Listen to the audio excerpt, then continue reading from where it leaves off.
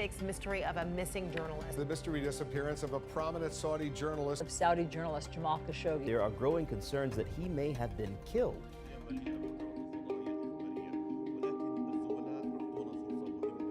Jamal Khashoggi was not a Saudi dissident, but a powerful critic, an insider who'd fallen out with the all-powerful Crown Prince Mohammed bin Salman.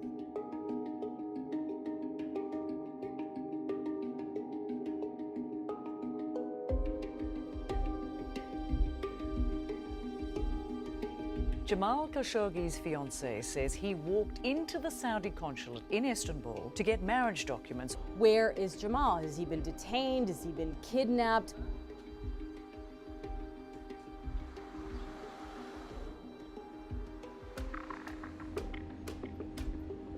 According to this official, Jamal Khashoggi's body was cut up after he was killed.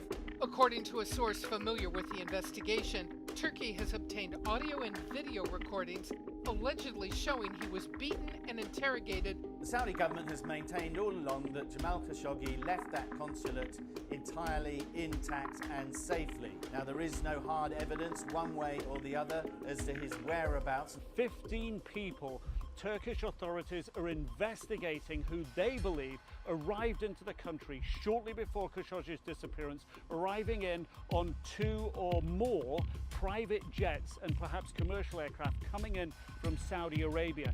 They're investigating these men.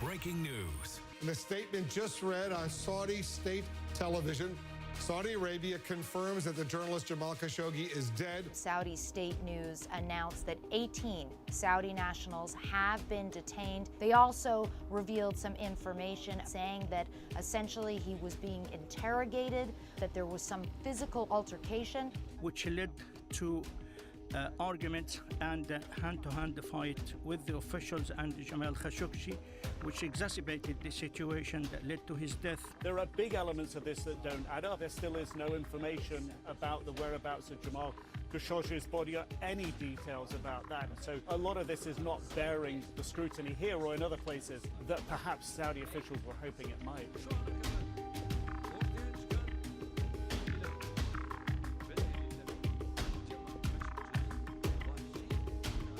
Try to hide such a ferocious murder would be an insult to the conscience of humanity. So we expect appropriate actions from Saudi Arabia.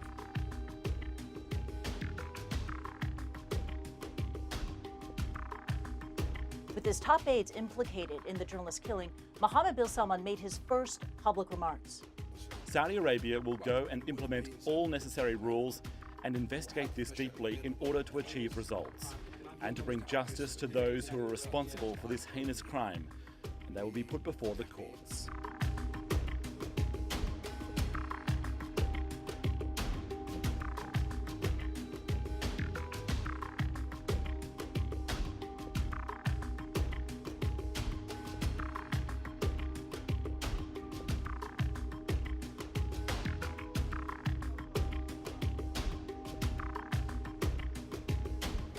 Let's hope that some good will come of this, and we're not, whoever might have done this to you, we're not going to let it go. Halting weapons sales, downgrading diplomatic and commercial ties, withdrawing visas, freezing business deals, just some of the measures being considered by Saudi Arabia's Western allies, including the United States, amid the outrage over the killing of journalist Jamal Khashoggi. But one country notably absent from the kingdom's lengthening list of critics is Russia. Even as more grisly allegations are made about how the Washington Post columnist died, criticism from the Kremlin has been non-existent. First of all, we should wait for the results of the investigation, cautioned Russian President Vladimir Putin as news of the killing by Saudi officials sank in. How can we, Russia, start spoiling our relations with Saudi Arabia without knowing what in fact happened there? Putin reasoned. Even Saudi Arabia is now acknowledging, though, that Khashoggi's killing was premeditated, Attorney General Sheikh Saud bin Abdullah Al Mojab said on Thursday. Riyadh has maintained that neither Crown Prince Mohammed bin Salman nor his father, King Salman, knew of the operation to target Khashoggi. U.S. officials have said a mission to persuade Khashoggi to return from Istanbul to Saudi Arabia, including 15 men sent from Riyadh, could not have been carried out without the authorization of bin Salman, the country's de facto ruler. Dozens of journalists killed. Despite this, Moscow continues to downplay the significance of Khashoggi's death. We heard an official statement from Riyadh in which it is said that representatives of the royal family were not involved in the incident. We took this into account, the Kremlin pointed out recently. Critics of the Kremlin have suggested Russia's reluctance to pass judgment is hardly surprising, given its own appalling record on silencing dissent. Human rights groups say dozens of Russian journalists have been killed for their work in the country, including Anna Polyatkovskaya, one of its most prominent investigative reporters, gunned down by an assassin in her apartment building in 2006. Russia is also accused of carrying out its own assassinations abroad, including most recently an attempt to poison Sergei Skripal, a former Russian military intelligence agent turned British spy, in the English city of Salisbury in March. The Kremlin has repeatedly denied any connection with these incidents. But there is also a big commercial factor driving Russia's somewhat forgiving stance toward Riyadh. Russian President Vladimir Putin and Saudi Crown Prince Mohammed bin Salman are pictured at halftime during the Russia 2018 World Cup match between Russia and Saudi Arabia.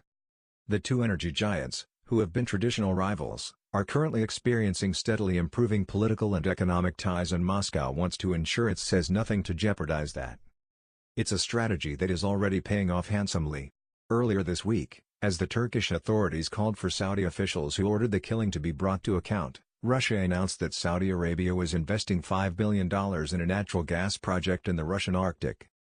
Bigger slice of the Russian pie. There are, perhaps, some in the West who wish their governments were as morally unencumbered as Russia.